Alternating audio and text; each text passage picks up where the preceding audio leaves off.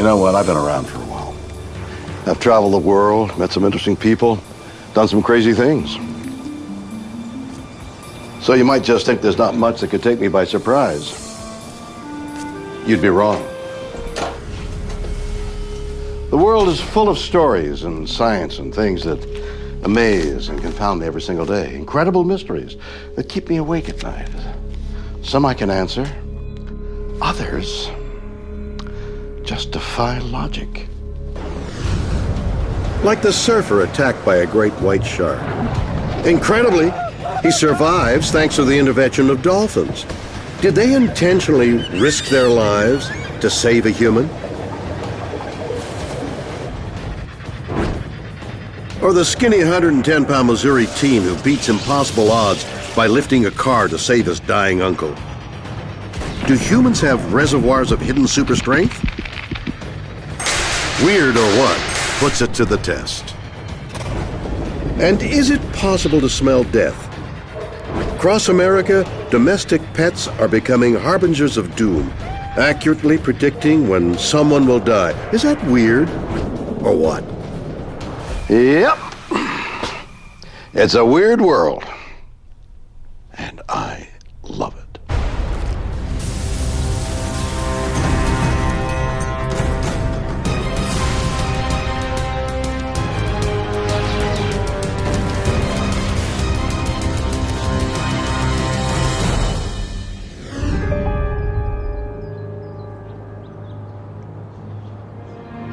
Human beings have always had a complex relationship with the other creatures on our planet.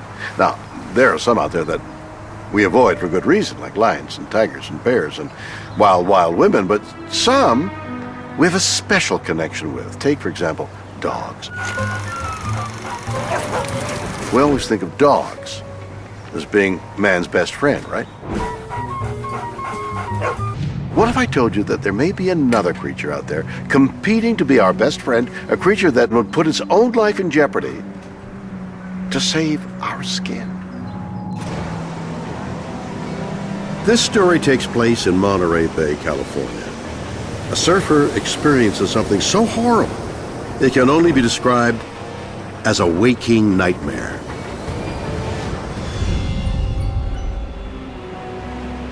On August 27, 2007, Todd Endress and Zane Hawley decide to catch some waves. I really felt that it was just a nice day and that we were going to get good waves. We paddled out together, and it was just me and Todd, and we were kind of laughing.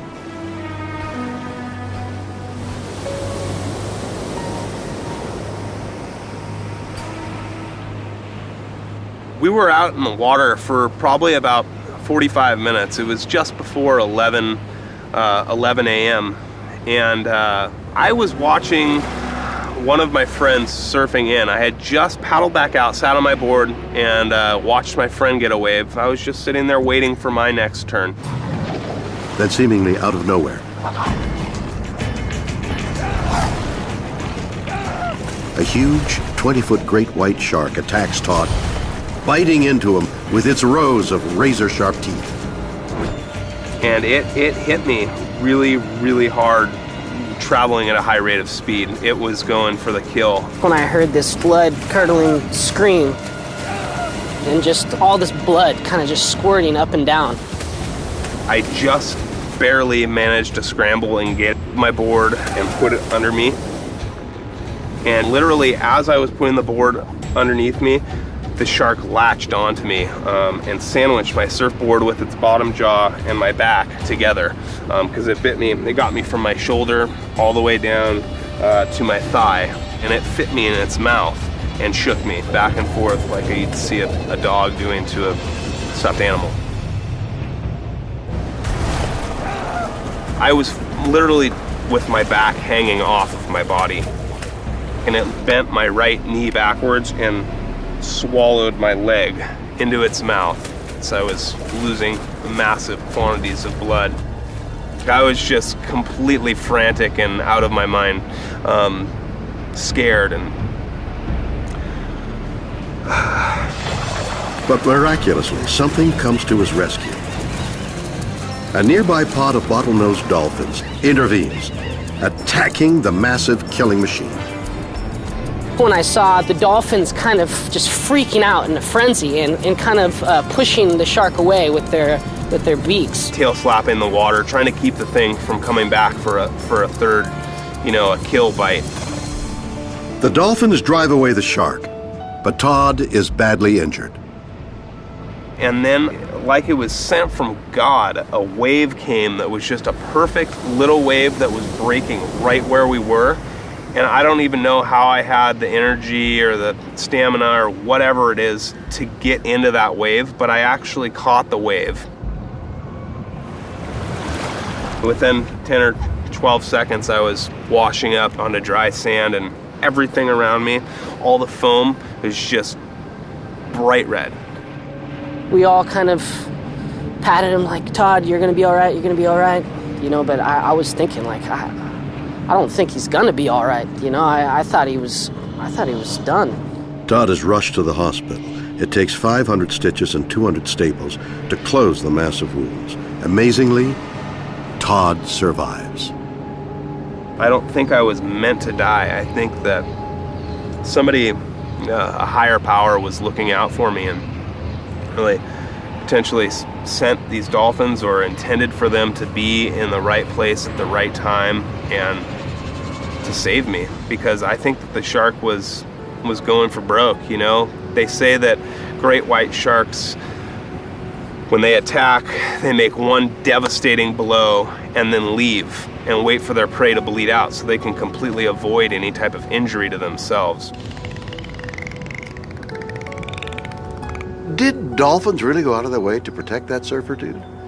Maybe. After all, as far back as Aristotle, dolphins have been known as wise guardians of the sea, and throughout history there have been tales of them saving human beings and leading lost ships to the safety of shore.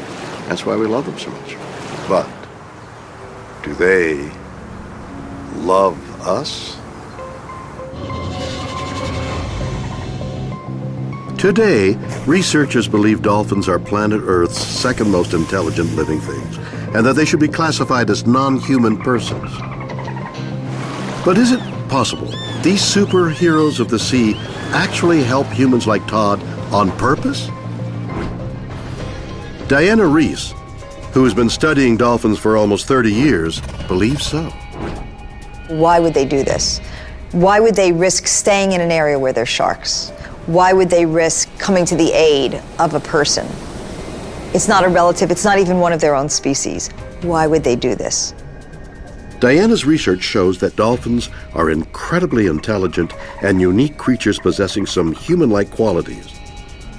And these qualities may be the reason why they came to Todd's rescue. Here we're showing this ability of dolphins for mirror self-recognition.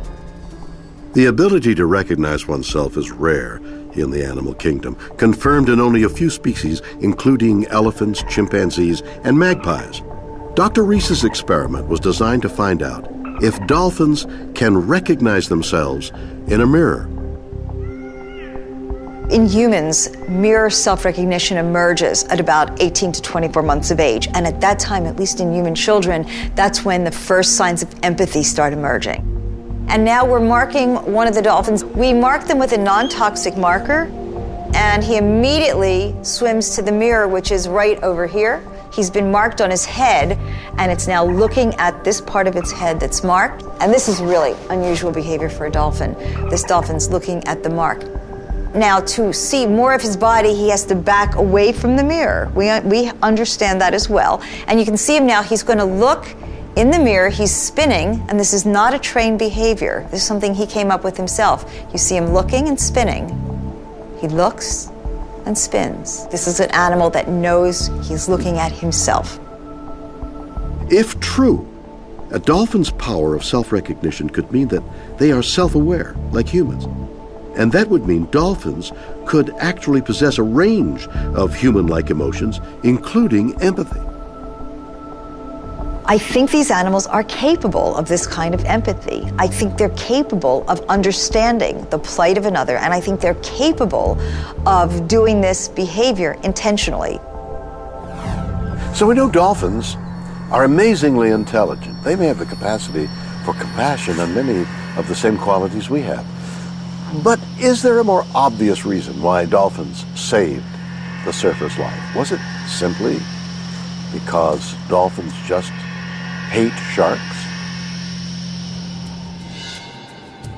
Thomas A. Jefferson is a researcher at the Southwest Fisheries in San Diego. He believes dolphins could possess human-like qualities, but they are far from the lovable creatures of public perception. Is it possible the dolphins' actions were guided by another, far more sinister emotion?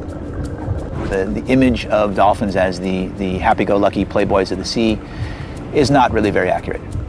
There are many reports where dolphins have actually injured or in some cases killed people.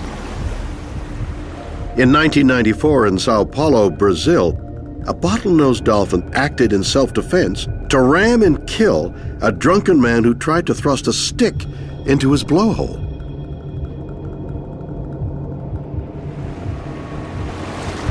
Jefferson caught another shocking incident on video. A school of dolphins killing a porpoise, seemingly without any justification.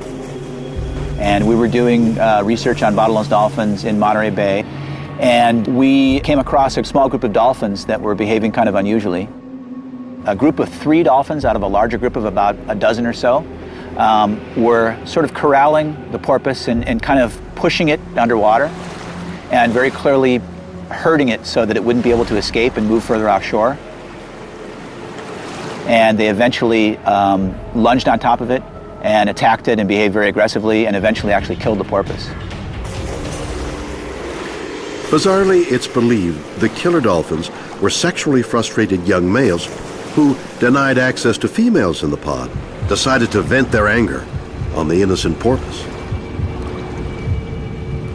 Could this capability for violence explain why dolphins attacked the shark?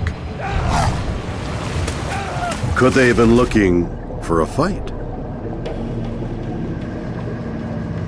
Or is there another unseen factor that can explain why dolphins saved the surfer's life? Dr. Daniele Maldini is the founder of Okeanos, a dolphin research group that had a boat out on the water when Todd was attacked. She believes there's a more logical explanation for what happened. On August 28, 2007, our boat was out in the bay to find dolphins and follow them and do our normal routine survey, taking pictures of the animals to assess what was going on that day. Their observations revealed that there were young among the dolphin pod, and it was to protect them that Maldini believes the dolphins attacked the great white shark. The shark would have been a danger to their calves. Sharks are natural predators of dolphins, and so you would imagine that they would have reacted that way whether Todd was there or not. But Todd will always believe they saved him out of compassion.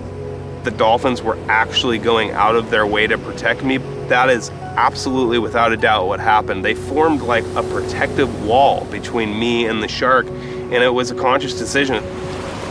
So whether this was a conscious act of empathy by creatures that cared whether Todd lived or died, or simply instinctual behavior by wild animals, remains weird or what?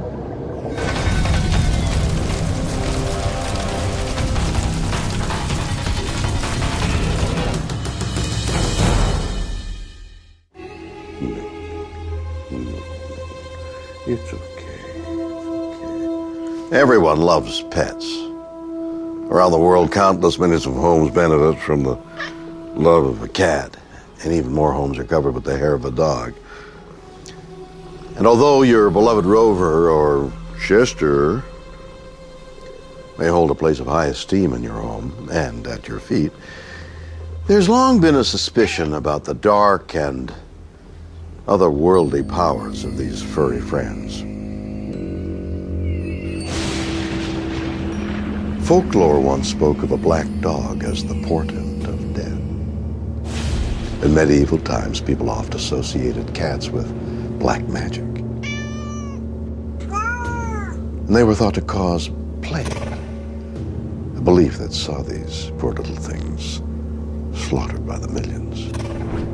We've long since abandoned these superstitions, of course, but what if there really is some weird truth buried in those old myths? Canton, Ohio. Here at the Pines Hospice for the Elderly, something mysterious right out of the X-Files seems to be going on. Something that defies logic. The hospice pet dog Scamp seems to have supernatural powers. A sixth sense hospice chaplain Beth Neerman has seen up close. I had come to see one patient who was dying. They were within, hours of their death. And when I walked in the door, Scamp came up to me and he was just barking, and he does not do that normally. I said, "What's the matter, Scamp?" And he just turned around and he walked straight to that patient's room. And I was just dumbfounded. Head nurse Adeline Baker was also shocked when she experienced Scamp's knack for predicting the end. We found him at a bedside of some lady who was actively dying, and he was just sitting there standing guard. It took a few more times of things that happened like that for us to realize that maybe there was something going on here. He was always very curious to see if someone's okay or if he knew someone wasn't doing well. This one lady was ill on and off, and he knew the family. And as soon as he would see the son, he'd run up to that son and start barking when she was doing badly, even sometimes before we realized that she was like on a downhill slide. Providence, Rhode Island. Here at the Steer Nursing Home, Oscar, a cat, also seems to possess a weird talent of foretelling a person's final moments of life. We started to hear inklings of him sitting with patients as they were dying. And I think initially we were all fairly skeptical of a cat sitting with people as they were dying. But one episode became two, and two episodes became three and four. It started to be almost a marker for us that a patient might be nearing the end of their life. Just as with Scamp, the dog, Oscar's uncanny sense is no one-off fluke. The predictions keep coming. Oscar's been remarkably consistent. There was a period of time a year or two ago where he made every death that occurred here on the unit. Scamp has been right about 40 times or more. I used to keep count of it, but I just sort of, after a while, was like, okay, that's pretty much enough. There is no Stephen King-like feeling here on the ward, the idea that this cat is predicting death. Most of these patients don't know what's going on around them. They have a perception of if a cat is in the room, but they certainly don't attach any meaning to that. The patient families have been remarkably supportive of Oscar and, in fact, invite him in. Actually, the residents and the families, they like him a lot. They love him. They equate him with part of being here and part of their home. Not so much that he's predicting death or illness, just that he's here, he's a comfort. Hey, kitty, kitty! Kitty! Here, kitty, kitty! So let me get this straight. Our pets can predict death? How can they do that? Do they have some kind of spooky sixth sense? Or are they using the super keen senses they already possess? After all, dogs and cats have hundreds of millions more scent receptors in their noses than we do. Is it possible pets are able to smell our imminent demise? Dr. Alexandra Horowitz is an expert on animal behavior and cognition. When we awaken, we see the world. When dogs awaken, they smell the world. That's because dogs have around 220 million smell-sensitive receptors in their noses compared to 5 million in humans. I hold up a rose. To me, it's just a single item. To the dog, it is an item identified by the people who have handled it and have left their scent on it. Smells move through time. They mark how recently someone has visited a spot. Strong odors are recent, weak odors are more distant. A broken leaf might emit a scent. The scent of insects that have visited the rose and traveled from other places bringing their scents. So does the dog's heightened sense allow them to smell the inner processes of the human body? Cutting-edge medical research suggests it might. Researchers in California trained dogs to successfully recognize odors on the breath of breast and lung cancer patients, just a few of the imperceptible odors of illness produced by the human body. When someone is near death or as their bodies ultimately deteriorate, there are certain odors that are emitted, from the change in the concentration of acid in the fluid in the body to cells actually dying, to a bacteria which is taking over the body and it itself emits a scent. So there might be some timed smells associated with near death, with death, and with certainly after death, as we, even with our blunt noses, would eventually realize. Beyond a heightened regular sense of smell, dogs and cats and some other mammals have an extra sixth sense in the form of a tiny organ called the vomeronasal, or Jacobson's organ. The vomeronasal organ, which has not been found in humans, is acutely attuned to pheromone activity, chemical messages that pass from one animal to another. It's absolutely possible that when we're dying, we give off hormones, cortisol, stress hormone, or adrenaline as the body starts to resist death, that are detectable by the dog through his vomeronasal organ.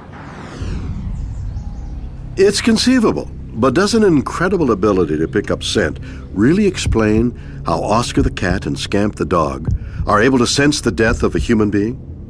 What if the animals are picking up on something completely unrelated to scent? Could we humans be unwittingly talking to animals, giving away telltale clues as to our physical or mental well-being by using a means of nonverbal communication science is only beginning to understand? Toronto, Canada. A dog named Boston has been trained to respond to the epileptic seizures of his handler, Andy Brooks. But something weird is happening. It seems that Boston has developed the ability to sense Andy's seizures up to 40 minutes before they even happen. Boston would, detect these seizures by, whining and crying. And I'll be like, you know what, there's nothing wrong, Boston. I think you're just, losing your apples. But each time neurologists tested Andy for the kind of brain activity that normally precedes a seizure, they confirmed Boston's diagnosis. We checked by the doctor, and the doctor's like, yeah, you know what, I trust this dog with more than anything. So they got me hooked up and all that and found out, yeah, I'm having seizures, and he's detecting them before they happen. Scientists dismiss the idea even a dog could sniff out subtle changes to the electrical impulses of the human brain. So what can explain Boston's bizarre predictions? Ian Ashworth is a dog trainer and a program director of Dog Guides Canada.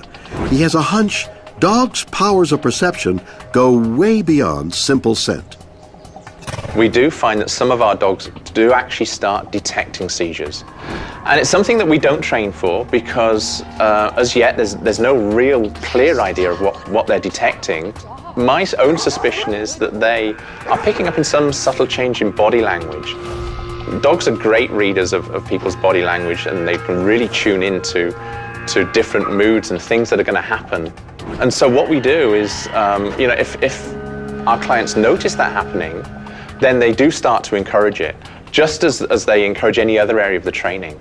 And anecdotally, we've had dogs that have detected seizures like 30, 45 minutes before it actually happens, which is amazing, and it's a huge bonus really for our client, who initially gets this dog as a companion and to respond to their seizures, and then they suddenly find that it is actually giving them warning.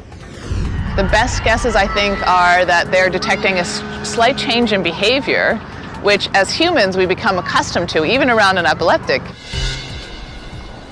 It's estimated that more than 60% of human communication takes place through body language. We're often unaware of this form of subconscious dialogue, but dogs are highly attuned to these cues and may even respond.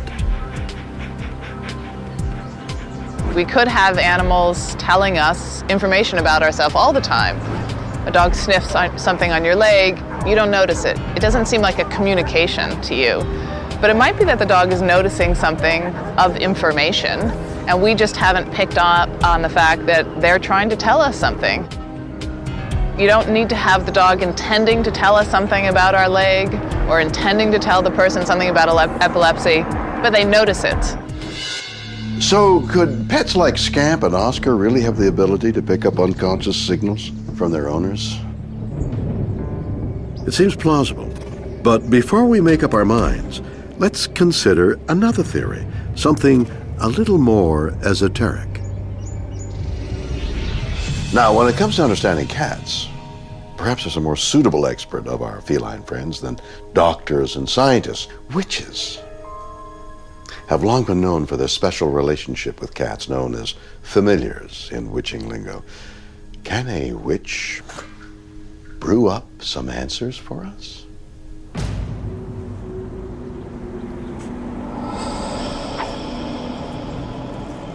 Laurie Cabot is the official witch of Salem, Massachusetts, and the prophecies of Oscar the cat come, apparently, as no surprise to her. He certainly is top of the line familiar. All cats have an ability the same ability that humans have for becoming a psychic.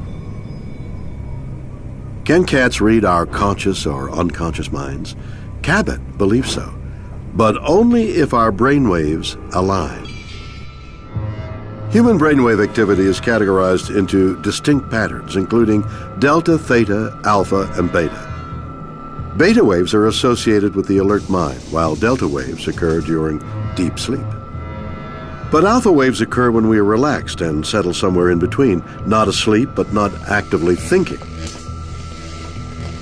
It is in this daydreaming alpha state where Cabot believes we all have the psychic potential to communicate with cats, who Cabot says are in the alpha state most of the time. I think that Oscar is doing what every cat can do. He's picking up the information from their aura and their energy. And I think those people are very fortunate, really, to have him walk with them into the other world. So Oscar the cat and Scamp the dog, are they smelling the imminence of death? Are we sending nonverbal signals to them? Or do our household pets have a supernatural sixth sense to read the human aura? Is that weird? Or what?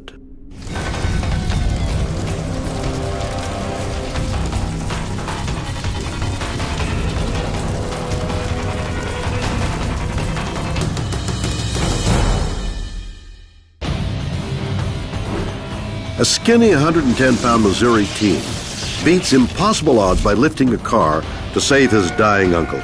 Do humans have reservoirs of hidden strength? Weird or what?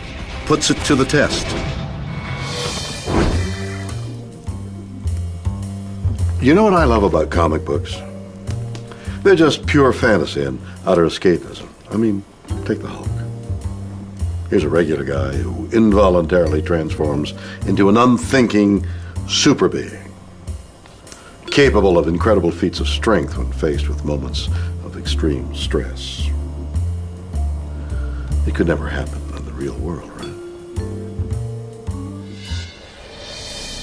St. Louis, Missouri, 2005. Jim McLean is under his El Camino preparing to replace a starter motor when the jack that's holding the car off the ground malfunctions. Took the old starter out, putting the new starter in, and I gave it one last crank. I seen it was coming down Then it just collapsed right on my chest. Trapped under the car, Jim has several broken ribs, but worse, with his lungs compressed, he can barely breathe. Help! And when I yelled help, it just crushed me more. I was dying. I mean, I knew I was dying. And I'm going, God, don't let me die like this. Jim's scream is heard by his nephew, Jack McLean, then just 14 years old. There I heard someone yelling help. Then as soon as I saw that it was coming from my uncle who was under the car, then that's when I freaked out. Jack realizes his Uncle Jim is moments from death, but what Jack doesn't realize is that this crisis is making his body go through an incredible transformation. It was the weirdest feeling. I've never had any feeling like I had when I had heard that. I felt sick, and I ran over there, and that's when I started lifting. With just seconds to spare, Jack attempts the impossible, to lift over 1,000 pounds of weight off his dying uncle. I treated this car as if it weighed 10 pounds. That it had to go up, and he had to get air. I just grabbed right here under this bumper, started pulling. It's a weird feeling, you know, that every inch you go, you can't stop. I was begging him. I mean, really, I was begging him.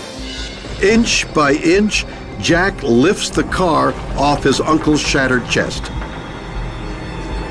You have to keep going. You have to find something. You'll use your toe muscles, anything you can find. And I just had to keep going. I couldn't stop. He keeps going, holding the car up long enough for his uncle to struggle free. That's what saved me. When the paramedics got here, they said another 10 seconds I've been dead. If he didn't have that strength just to lift that frame up a little bit, I'd be dead. It's probably one of the best days I've ever felt, you know, that I saved my uncle. And it's just something I will never forget. Okay, so what do we have? Some guy is getting crushed to death by a car, and then a terrified, scrawny little kid manages to save him and become a real-life comic book hero in the process. Let's think about this for a second. If he's lifting the car at the engine block, even just an inch off the ground, that's around 1,000 pounds. That's unbelievable. Or think about it this way. Jack lifted the equivalent of the world's deadlift record. How could this have happened? Is there something special about Jack McLean? David Sandler is a sports performance expert with over 20 years of experience training pro athletes. Today he's putting Jack McLean through his paces in search of the answers. I meet some of the best athletes in the world, but none of them saved anybody's life. Jack McLean, 14 years old, 110 pounds, just this tiny guy in a total panic situation, lifting a 3,500-pound car, which is probably over 1,000 pounds at the engine. I mean, just an incredible feat of strength. But amazingly, a feat of strength we're all capable of doing. It's estimated that we humans only use a maximum of 65% of our muscles' full capacity in everyday life.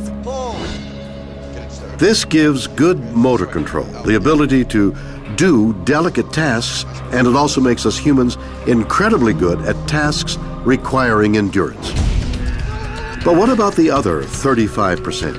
Sandler's theory is this extra power can be summoned by unleashing an explosive phenomenon he calls hysterical strength. Hysterical strength is basically the ability to call on every muscle in your body to help do some task when you're really in a lot of trouble. You've got maximal muscle recruitment and you create an unbelievable amount of power and force and overcome the impossible. Within seconds of sensing danger, our brain sends a signal for our body to switch into an emergency state known as fight or flight. Adrenal glands start pumping out hormones designed to kick our vital organs into action. Our pupils dilate, making vision sharper. The heart races, blood pressure skyrockets. The liver releases glucose for quick fuel. Breathing speeds up, infusing the body with oxygen, while blood is diverted away from the skin into the muscles in preparation for an almighty blast of emergency hysterical strength. Fear forces you to recruit muscle, fear forces you to produce force, and fear forces you to fight. To test the hysterical strength theory, Sandler has devised an experiment using biofeedback software. Over this way, we have rigged a bench press device to help us gather some information. Jack has no idea that Sandler is planning to surprise and scare him in an attempt to trigger a genuine hysterical strength fear response. In the meantime, I have a question. If I understand this correctly, this theory states that my body has the ability to coordinate all the fibers in my body's 640 muscles to work together and fire at the same time at a super high frequency to tap 100% of my potential and produce uncanny levels of strength. So why can't I open this jar?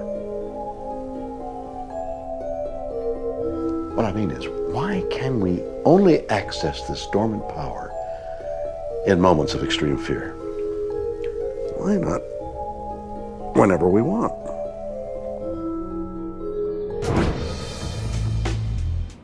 To find out, we need to take a trip into our evolutionary past. Let's ask this guy, Dr. Lawrence Gonzalez. He has a theory. We can't all be Superman all the time because we think too much.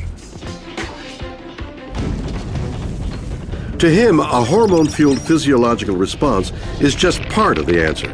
The real explanation for such feats of strength is in how our brain rationalizes the extreme. If someone you love is pinned under a car, you might rush out and lift the car up without stopping to think that you can't lift a car. And the stopping to think is the key to this, because if you stop to think, you aren't that strong. All this thinking involves an area of the brain called the neocortex. The neocortex covers the outer layer of our brain and plays a critical role in controlling consciousness, language, reason, and logic, key characteristics that make us human. But according to Gonzalez, the neocortex also acts like an automobile governor, causing us to think twice, keeping our primal emotions in check. This overthinking makes us weaker, unable to tap into our full strength potential, a theory proven, Gonzalez believes, by the physical prowess of chimps. That is, the mechanics of their joints, the makeup of their muscles, their chemistry, all of that is pretty much the same as ours. They're simply able to take full advantage of it all the time. Even an average chimpanzee can lift more, jump higher than an elite human athlete. One reason for that, according to Gonzalez, is because they have a far smaller and less developed neocortex. So unlike us, the emotional instincts of chimps are far more unrestrained. They act without thinking and can summon 100% of their muscle capacity in everyday moments. So did Jack McClane manage to avoid thinking and override his neocortex? I didn't even waste time to think about, can I do it? I had to do it. Well, maybe he did. Okay, so science has a few neat theories to explain how we might react to these extreme situations. But does science have all the answers? Take the great explorer Sir Ernest Shackleton in 1908, a hero of mine. He and 3 companions survived walking for weeks, half-starved, across the frozen Antarctic wastes with a ration of just 1 biscuit a day. To what did he attribute his survival? Increased physiological response leading to greater endurance? No. To Shackleton, it was down to the reassuring presence of angels urging him on. So, could young Jack McClane have had a little help from, elsewhere? They think so. I always wear my cross, and I got Jesus tattooed on my chest. I always had him on my chest for many years. My grandpa, John Jack McClane, wouldn't be surprised if it was my grandpa looking over us. So what's going on? This is John Geiger, an author who has researched many such responses from those who have overcome seemingly impossible physical odds. He refers to it as third man factor. The third man factor is a sense that an unseen being, a presence, has intervened on your side in life and death struggles. It's hard to comprehend how one wiry teenager could do something that on a normal day probably 20 men could not do. It is hard to use any word other than miracle to describe that situation. Geiger can't prove this theory, but sports performance expert David Sandler thinks he can provide evidence for a more down-to-earth explanation of Jack McLean's heroic deed. Sandler believes it was down to something he calls hysterical strength, a biological response triggered by fear. To test this, he's brought young Jack to a gym. Getting different readings, Jen? Everything's good? Now, Jack thinks he's doing bench presses so Sandler can collect data on how his muscles operate in normal conditions. In fact, Sandler is preparing a little controlled accident he hopes will terrify Jack's body into action. Can Jack release his super strength again? Yeah, I think we're pretty good and ready to go. Oh!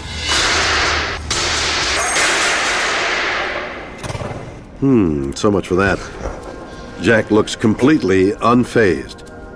But did the stunt provoke a hysterical strength response from his muscles? When the weight started falling, I just figured it was going to fall on me. So I tried to stop it, and then my heart started beating as that fell, so it was kind of scary at first. Let's check the data, starting with Jack's heart rate. You basically shot up to 150, almost 160 beats. 70 beats instantly. With your breathing rate, that jumped up considerably. You hit a 27 breaths per minute, like almost instantly. So again, bam, holy jumping, adrenaline dump, heart rate jump, breathing rate jump. So that's kind of cool.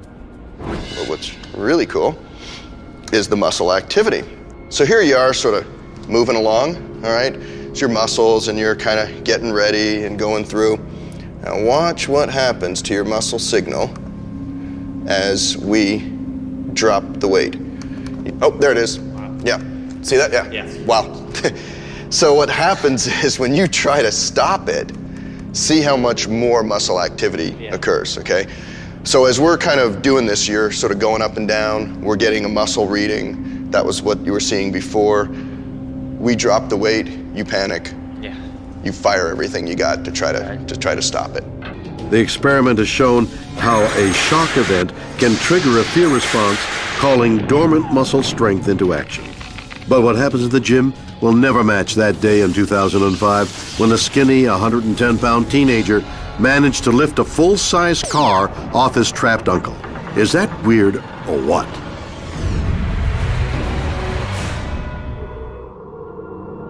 So there we have it. 3 weird mysteries, but several even weirder theories. A surfer under attack from a great white shark, saved by dolphins.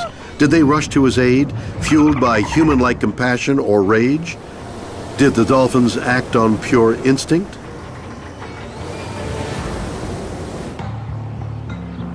Cats and dogs, seemingly able to predict the passing of a human being. Are they detecting the scent of death? Are they picking up our unconscious body language? Or do our pets have supernatural powers? A skinny kid does the seemingly impossible. He lifts a car, saving his uncle from death. Was this extra strength fueled by a fear response? Or did Jack McLean have a guardian angel? You decide. Join me next time for 3 more stories that will undoubtedly be weird or what?